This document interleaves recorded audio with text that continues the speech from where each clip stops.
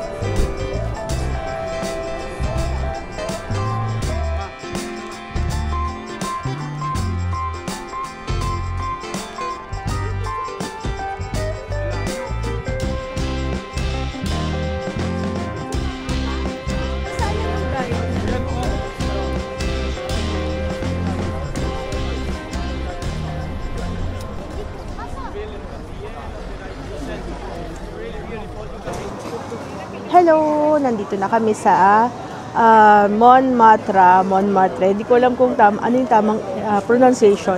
Tapos nakapila kami ngayon dito sa funicular. Medyo mahabang pila. Si Jay umakyat na ng hagdanan. Kasi kaya naman daw niya. Kasi kami, kasama namin si Mama. So samahan na lang namin siya umakyat. Ayan. Pero malilim naman dito. Para sa akin okay lang naman.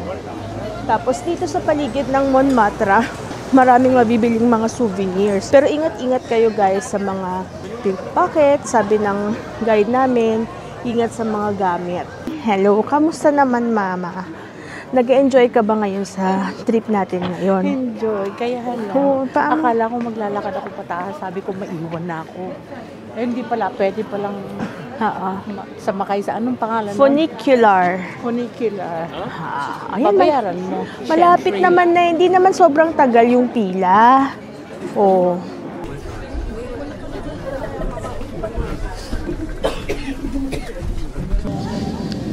Aakyat na kami sa Basilica of the Sacred Heart, guys. Kung hindi kayo magpo-funicular, 222 steps daw ito. So, yun yung ginawa ni Jay.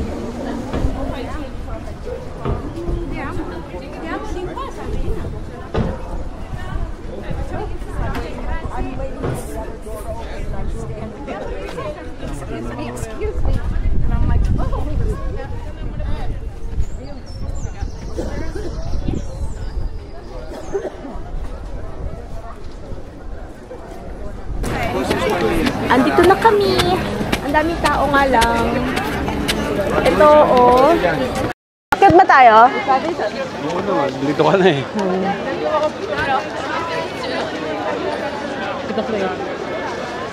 Hi vlog. Ganda oh, ganito na shoes. Today is Palm Sunday.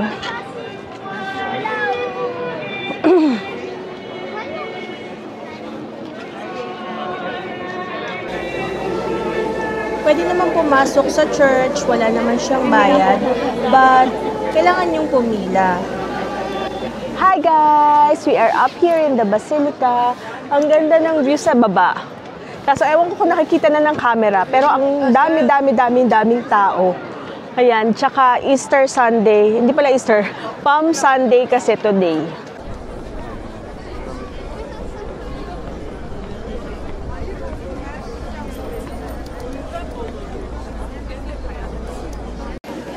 We enjoyed the view dito sa taas, kaya we stayed for a while. And then dito, meron ka rin mabibili mga souvenir. Mura lang tong mga ref magnet nila at mga keychain. About mga 1 or 2 euros lang kapag dito ka bumili sa kanila. Hello. Hindi pa bababa.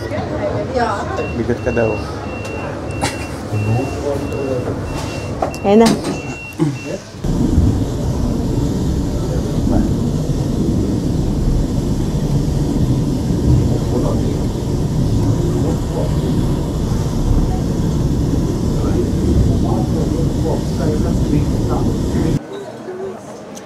Hanap tayo ng pagkain. Na makainan. Sige. Sige. Ano pakiramdam din sa market natin sa kanyang lugar? Dito sa lugar. Parang ang ganda. Sa akin nagagandahan kasi ako sa mga buildings. Tapos yung mga paninda, ang colorful. Tapos nakakadagdag din ng magandang pakiramdam ko kasi malamig. Kaya mapresko. Ewan ko kung mainit ang panahon, kung ganito pa rin yung pakiramdam. Pero yung lugar, definitely maganda siya sa akin. Kasi bago siya sa paningin ko. Ang daming mabibili dito. And Dami. Wala hindi, kung yung mga bumibili ng mga gusto nilang bumili ng souvenirs. Ako kasi hindi yan yung kinokollect ko. Hindi ako nagko-collect ng ref magnet. Gusto, ang binibili ko, mugs ng Starbucks. Yun yung mga tinatry ko i-collect. 2 oras na lang bago sumakay. Yung ibang tao kasi nasa taas pa. Kaya kailangan natin mauna sa kainan. Pagbaba din ng mga thunders dun mamaya. May upuan na sila. Kasi sa Versailles, mamaya wala na magandang makainan. Dumating kami ng 10 a.m. Tapos, 3 hours yung binigay sa amin. 1 p.m. ang meet up namin doon. So, para sa akin, okay naman na yung 3 hours kasi gusto ko lang naman umakyat doon sa Basilica and magkuha-kuha ng mga pictures dito sa around the area.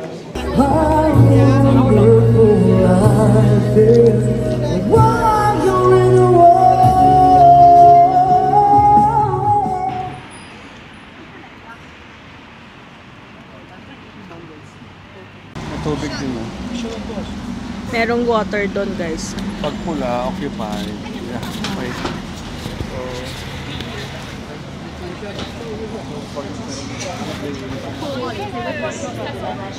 Pag may lumabas na, nagsasanitize muna siya bago ka pumasok. Naka-green yan. So, pag naka-red. Pag nag-green na, ready na siya.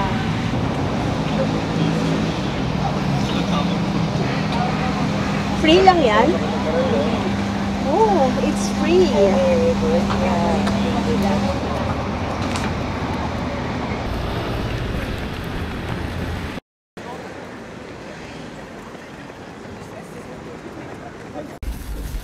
It's sea bass.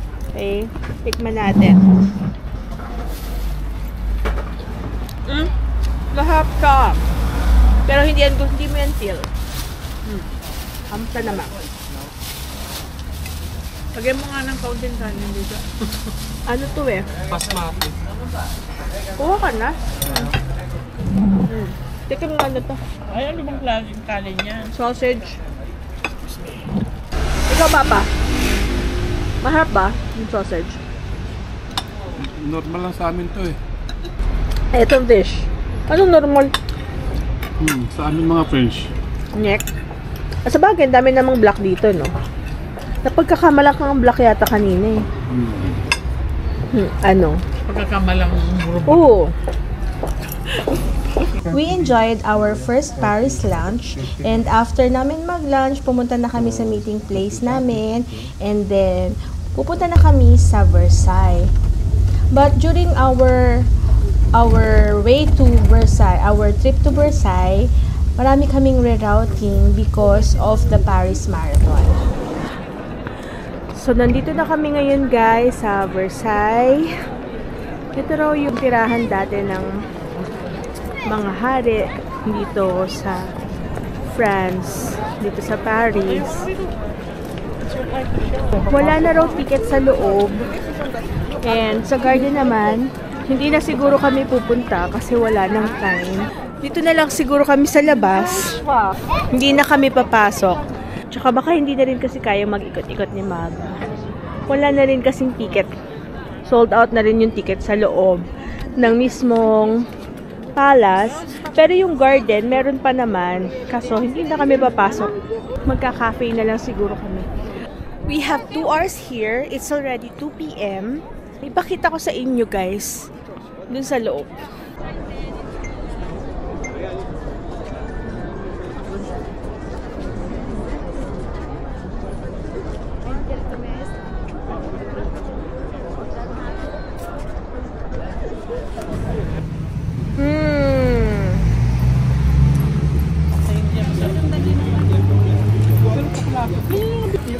Pero ingat kayo mama next time kasi minsan bebenta. Wala na akong bibilin.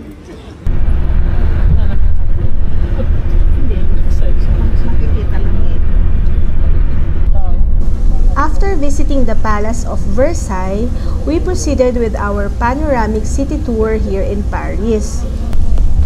Swerte namin kasi nakaupo kami dito sa second floor ng bus and dito sa harapan kaya we have a 180-degree view of the city. Una naming pinuntahan tong Arc de Triomphe and ang sabi ng story, meron daw itong Arc de Triomphe commemorates the bravery of the soldiers in France during the World War I. Meron daw ditong nakalibing na isang unnamed soldier and pinatayo ito, isang reason kaya ito ipinatayo para sa kanya.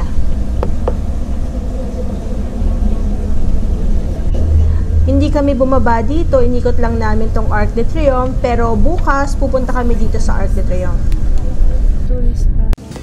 Dumaan kami dito sa Champs-Élysées. Ito daw yung pinakasikat na avenue dito sa Europe. About mga 2 kilometers daw ito from Plaza de Concorde hanggang sa Arc de Triomphe. Punong-puno dito ng mga high-end shops, cafes, theater, and syempre nandito itong flagship store ng Louis Vuitton.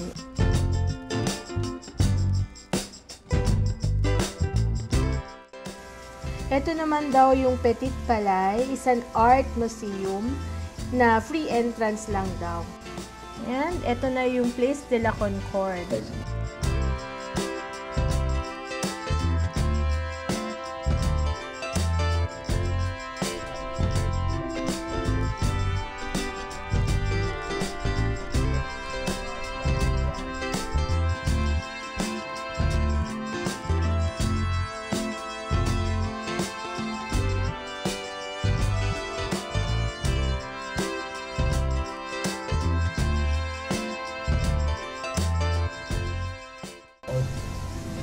And here is their Parliament building, the Assemblée Nationale. Then this is the Pantheon. Nag-stop over kami dito, dito sa city tour namin. Itong nasa likod ko, parang ito yung, kung tama yung pagkakaalala ko, ito yung tinayong hospital para sa mga military before or sa mga na-injure during the war. Meron kami ditong 30-minute break. Para sa akin, worth it naman sumama dun sa city tour kasi ang dami talaga naming nakita. Yung iba kasi na napapanood kong mga vlogs, hindi sila sumasama sa city tour. Pero ako, na-enjoy ko naman kasi marami akong natutunan dun sa guide namin. Tsaka, dami kong nakitang mga lugar. Alam ko, hindi ko naman yun mapupuntahan talaga lahat. So, kung maikli lang ang time nyo dito sa Paris, okay na rin i-grab dito sa city tour para makita nyo na rin kahit papano yung ibang mga lugar dito. Maikot nyo na rin yung Paris.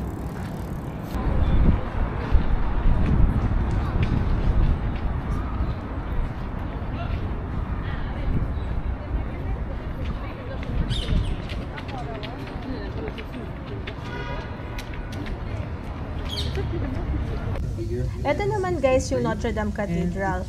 Although pwede na ditong pumasok, hindi pa rin tapos yung restoration works nila. Until 2026 daw yun. It's a church dedicated to the cult to the Virgin Mary. 2.5 hours lang ang tour, ang panoramic city tour namin, and na-enjoy ko naman ang city tour na to, promise. And ang first impression ko, maganda ang Paris and malinis siya kapaligtaran sa mga naririnig The ko. building that we see is We are here! Nandito na kami sa Eiffel. Ayan siya guys. Sobra.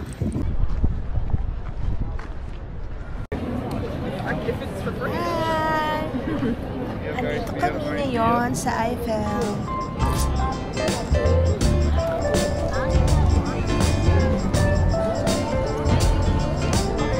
Nag-iilaw na siya guys.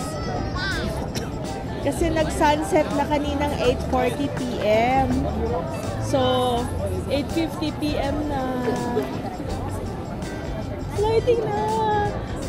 Hintayin lang namin siya mag-sparkle.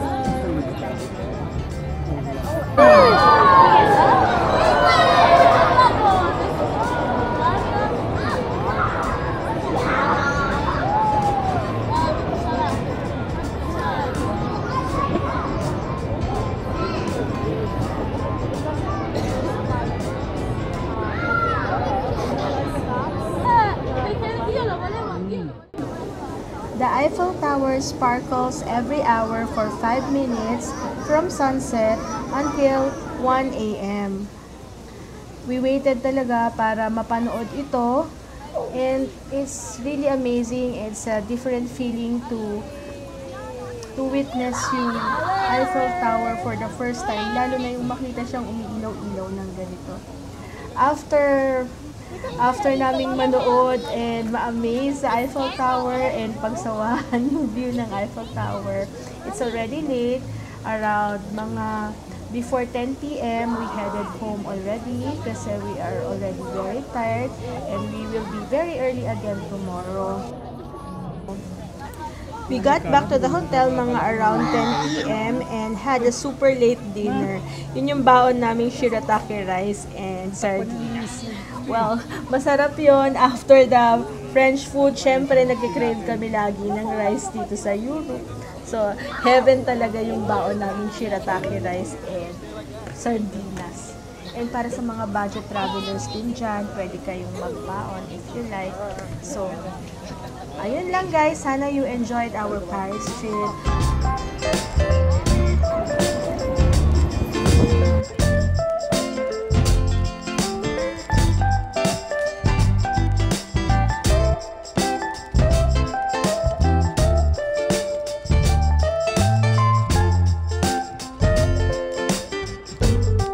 Cargo, of course. Here's the Louvre. Nandito na tayo sa Arc de Triomphe. Philippine? No.